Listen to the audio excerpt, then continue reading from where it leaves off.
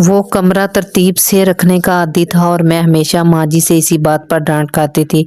अफशी, कभी तो कमरे को कमरे की हालत में रहने दिया करो, अगले घर जाकर क्या करोगी। और अब मुझे रोना ही आ गया जब इसने कहा, प्लीज अफशी, ये बेतरतीबी मेरे कमरे में नहीं चलेगी। अगर इधर रहना है तो तरतीब से रहना। मतलब इसका कमरा, तो फिर मैं किधर थी, मेरी जात किधर रह गई। हाँ, मेरा कमरा तो बाबा जान के पोषण में ही रह गया था।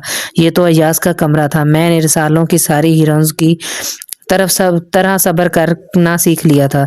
मैं तमाम लिखने वाली राइटर्स की ममनू हूँ जिन्होंने लड़कियों को सब्र करना अपनी तहरीरों के जरिए सिखाया। लाइट ऑफ कर दो, मुझे नींद आ रही है, इसने कहा, मगर मैंने सुना ही नहीं कि मैं डाइस में गुम थी। क्यों पढ़ती हो ये फजूलिया तुम, दिमाग खराब, लाइट ऑफ कर दो।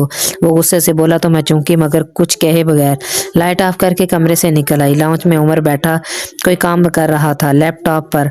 अरे तुम सोई नहीं, क्यों, तुम्हें कोई तकलीफ है। मैं फट पड़ी। तुम मेरी बीवी नहीं हो इसलिए मुझे कोई तकलीफ होगी, वो शरारत से बोला। अच्छा, मतलब है जिसकी बीवी होती लाजमी है वो तकलीफ में होता। मेरा दिमाग इतना उलझा हुआ था कि मुझे इसका मजाक भी तंज लगा। नहीं, अब ऐसी भी बात नहीं है। वो शर्मिंदा सा हो गया। मैं वहीं बैठकर इसे घूरती रही। अब पढ़ने का भी दिल नहीं चाह रहा था। वैसे अफशीन, 7-8 माह हो गए हैं तुम्हारी शादी को, मगर तुम्हारी और अयाज की लड़ाई नहीं हुई। ये क्या करिश्मा है। मुस्कुराहट दबाकर बोला। क्यों, तुम मुझे खुश नहीं देख सकते।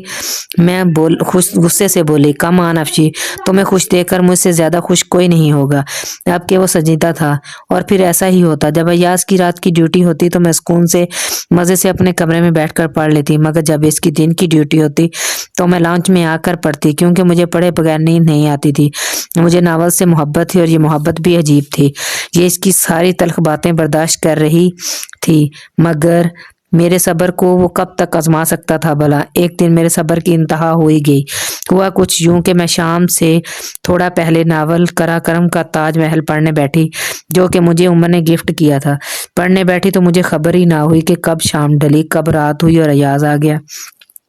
अब मैं पढ़ने में इतनी मगन थी कि मैं जो थोड़ी देर पहले सर्दी से कपकपा रही थी इसका एहसास था खत्म हो गया था। तो भला मुझे अयाज के आने की खबर खाक होके होती। मैं नावल के मोड़ पर थी जब अरसा वहां घड़े में घिर जाती है। उफ, रस्सी के साथ लटक कर घड़े में इसे ढूंढ रहा था और मैं रो रही थी। मेरे आंसू गालों पर फिसल रहे थे। खुदा करे अरसा मिल जाए। दिल बस यही एक दुआ मांग रहा था। बहरी हो, मेरी आवाज नहीं आ रही। अयाज ने गुस्से से नावल छीना और यही मेरा सब्र जवाब दे गया। हाँ, बहरी हूँ, बिल्कुल इसी तरह जैसे तुम अंधे और अक्ल से फारिग हो। मैं भी चीखी। बंद करो बकवास अपनी। आइंदा ऐसी ऊट पटांग चीजें मुझको अपने कमरे में नजर ना आए। इसने मेरा अपना नावल, निमरा जी मेरी हैं तो नावल भी मेरा हुआ। टेबल पर पटखा। तुम खुद ऊट पटांग हो इसलिए तुम्हें कुछ भी ठीक नजर नहीं आ सकता। मैं गुस्से से बोली। आंसू गालों पर बहने लगे। हकीकत में मुझे दर्द तो अरसा के मरने का हो रहा था। शट अप, तुम्हारी जबान जब बहुत चलती है वो धाड़ा। हाँ चलती है फिर। अफशी, मैं पहले ही बहुत मुश्किल से तुमको इस कमरे में बर्दाश्त करता हूँ, मेरा सब्र मत आजमाओ। तो सख्ती से बोला। तुम क्या समझती हो मैं खुशी से रह रही हूँ इधर। और बस ऐसे ही बात बढ़ गई। दफा हो जाओ, वो चीखा। जा रही हूँ, मैं खुद भी मजीद इस कमरे में नहीं रह सकती। मैंने नावल थामा। तुम्हारा आना मत, वो चैलेंज कर रहा था। तुम नाक भी आकर रगड़ोगे तो नहीं आऊंगी। मैं कमरे से निकल आई। बाहर लाउंज में सब ही आवाजें सुनकर रहे थे। शुक्र था वहां आगा जान नहीं थे। क्या हुआ बेटा। बस अभी जान, मुझे नहीं रहना अजाब में। अब मैं गुस्से से कहकर ऊपर आ गई। क्या हो गया है मेरी बेटी को। बाबा के गले लगकर मैं रोने लगी। वो भी शोर से सारी बात समझ गए होंगे। तुम फिक्र मत करो, मैं बात करूंगा। इसने मेरी बेटी से बदतमीजी क्यों की। बाबा जान मेरा सर थपक रहे थे। नहीं, आप नहीं बात करेंगे इससे। मैंने आंसू साफ किए। बस इसे ही समझाएं, अपनी बेटी की हरकतें कभी मत देखिएगा। ये माँ जी थी। मैं खफकी से इनको देख कर रह गई। 2-4 दिन खुशी से गुजर गया। किसी ने दोबारा मुझसे कोई बात नहीं की थी। मैंने भी मजे से अधूरा नावल मुकम्मल किया। उमर, तुम्हें उफक चाहिए। नहीं, मुझे परिचय से मिलना है। मेरी बात पर वो ठटका। ये हीरो के बजाय हीरोइन तुम्हें कब से अच्छी लगने लगी।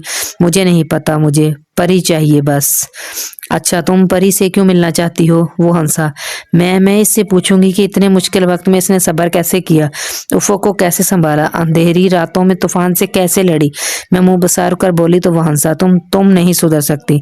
अफशी उमर ने अपना पसंदीदा जुमला दोहराया। ईद आने वाली है, सोच रही हूँ शॉपिंग पहले ही कर लो, चांद रात तक तो बहुत रश हो जाएगा। तुम्हें कुछ खरीदना है?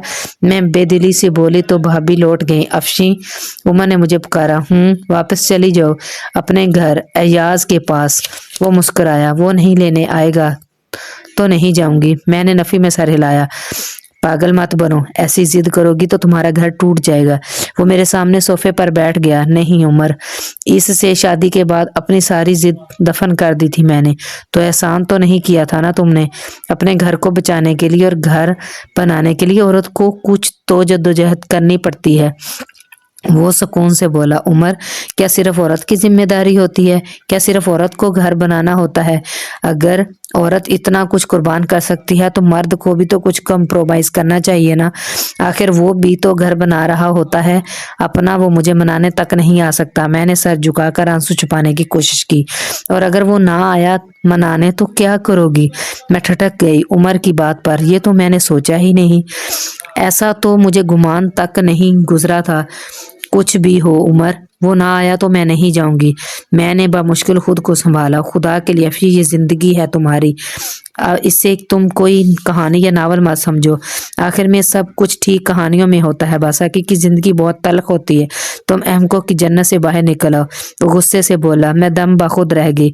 ये सब मुझसे उमर कह रहा था। तुम क्या समझते हो मैं खामखा जिद कर रही हूँ? तुम नहीं समझ सकते कभी भी उमर के इसके लिए मैंने क्या कुछ छोड़ा है। वो शख्स जो मैं में से हम तक का सफर नहीं कर सका, इसके लिए मैंने अपनी अना के सर पर पौंरा कर कुचला था। जब्त के बावजूद आंसू आंखों से बहने लगे मेरी।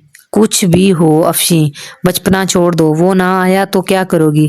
मेरी मानो तो जिद ना करो। एक कमरे का फासला है, तुम अबूर कर लो। वो हमदर्दी से बोला और जाने के लिए खड़ा हो गया। तुम भी समझते हो सारा कसूर मेरा है? तुम्हें भी यही लगता है कि मैंने कंप्रोमाइज नहीं किया? मैं बेयकीनी से बोली। वो जाते जाते पलटा। नहीं, मुझे पता है तुम्हारा कसूर नहीं है, मगर मैं सिर्फ इतना चाहता हूँ कि तुम खसारे में न रह जाओ। वो मुस्कुरा कर चला गया। 4 दिन बाद बकरा ईद थी। घर में कुर्बानी के बकरे आए हुए थे। सब बकरों को देखने के लिए लान में जमा थे। मैं वहीं बैठी थी जहाँ उमर मुझे छोड़ कर गया था। मुझे खामखा रोना आ रहा था। मेरे सारे ख्वाब इस बुरी तरह टूटे थे कि मेरी आंखों में किरचियां सी चुभ रही थी। मैंने कब महलों बंगलों और गाड़ियों के ख्वाब देखे थे। इतनी छोटी छोटी ख्वाहिशात थी मेरी। और मैं रूठूं वो मना ले, वो हंसे वो मैं हंसूं तो वो हंस दे, और जब मैं रोऊं तो वो मेरे आंसू साफ कर दे। मगर मैं वाकई शायद बेवकूफ थी। 2 दिन बाद मैंने फैसला कर लिया। सारे नावल्स के हीरोज का गला घोट दिया।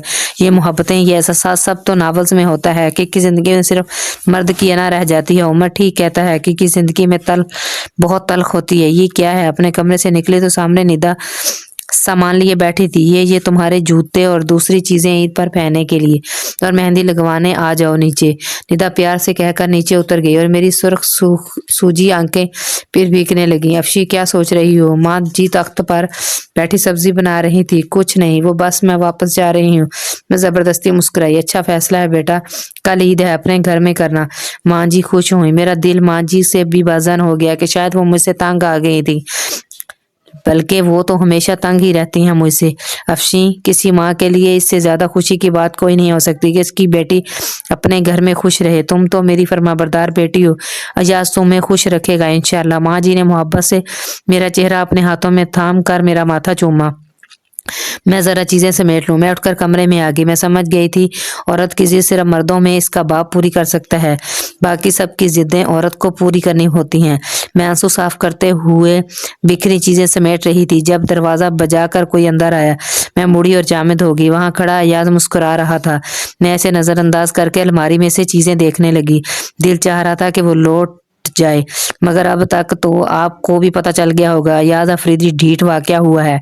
तो आस्की से चलता हुआ मेरे करीब आया। मैं वापस पलटी तो इसके साथ टकरा गई। ये क्या बदतमीजी है? मैं खफकी से बोली। बदतमीजी? तुम्हारे नावल्स में इसको मोहब्बत नहीं कहते? वो मुस्कुरा रहा था। मेरा रास्ता छोड़ दो यार, क्यों किधर जा रही हो? इसने मेरे दोनों हाथ थामे।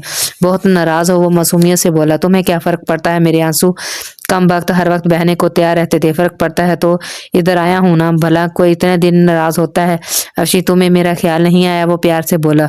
तुम्हें ख्याल आता है मेरा? मैंने के लिए आंखों से इसे देखा। हर लम्हा तुम्हारा ख्याल रहता है। मोहब्बत जो करता हूँ तुमसे। इसने मुझे अपने बाजुओं में लिया। मोहब्बत। मैं इसे पीछे धकेल कर बेड की तरफ बढ़ गई। जानते भी हो इस लफ्ज की हकीकत को, जिसको तुम मोहब्बत कह रहे हो। जो मोहब्बत करते हैं वो यूं नहीं करते। मैं फजूल में ही खुद को मसरूफ करना जाहिर कर रही थी। क्या नहीं करते? वो उसने कंधों से थाम कर अपनी तरफ मोड़ा। यूं तंग नहीं करते। मिस्टर रियाज अफरीदी ख्वाहिशात का एहतराम करते हैं। मैं तलखी से बोली। असल बात यह है अफशी, मैं तुम्हारा इतना फरमाबरदार रूह बर्दाश्त ही नहीं कर पाया। अरे मुझे तो वो नटखट सी कजन अफशी पसंद थी। वो लड़ती, चीखती, उलझती और खफा होती। अफशी, अरे बाबा, मुझे अच्छा लगता है तुम्हारा उलझना झगड़ना। मुझे जिंदगी से भरपूर अफशी से मोहब्बत है। जैसे डैशिंग और हैंडसम कजन नहीं चाहिए जिसे इसकी दोस्तें पसंद करती हैं, बल्कि वो अफशी चाहिए जिसके हीरोज चाहिए लविंग, केयरिंग, नॉवेल्स वाला हीरो। वो शरारत से कह रहा था। तुम कैसे जानते हो मेरी दोस्तों को तुम पसंद हो? वो मुस्कुराया। सॉरी यार, तुम्हारा मोबाइल में तुम्हारे मैसेज पढ़ लिए थे तो तुम बहुत बुरे हो। मैं खफकी से बोली। वो तो हूँ। खैर चलो शॉपिंग के लिए चले। मेहंदी लगवाना, चूड़ियां खरीदना, खूब शॉपिंग करना। मैं गाड़ी में इंतजार कर रहा हूँ। वो जीन्स की जेबों में हाथ डालकर कमरे से निकल गया था। मैं हैरान खड़ी हूँ। ऐसा हुआ है मैंने जब सारी उम्मीदें खत्म कर ली थी तो बिल्कुल नावल्स वाली सूरत हाल हो गई थी मेरे साथ। मुझे लग रहा था मैं ख्वाब देख रही हूँ, मगर नहीं, ये हकीकत में होते हैं। और मेरी समझ में अब आया है अब के हीरोइन क्यों लविंग और केयरिंग होते हैं। क्योंकि वो हीरोइन से मोहब्बत जो करते हैं, जैसे मेरा हीरो करता है। मेरा वो डैशिंग और हैंडसम सा कजन। और राज की बात यह है, मुझे भी इससे मोहब्बत तो है ना। ओह, किन बातों में उलझ गई मैं। वो गाड़ी में मेरा इंतजार कर रहा है। और हाँ, मेरी समझ में नहीं आ रहा कि मैं बाजार से नावल कौन सा खरीदूंगी। अरे बाबा, यहाँ से जितनी बार मर्जी लड़ाई हो, अब मैं अपनी पहली मोहब्बत तो नहीं छोड़ सकती ना। भला कोई नावल्स भी छोड़ने वाली चीज है। और अब जब कि मेरी जिंदगी में भी नावल वाली सूरत हाल हो ही गई है, तो बताइए मैं नावल छोड़ सकती हूँ ना? फैसला आप खुद कर लें।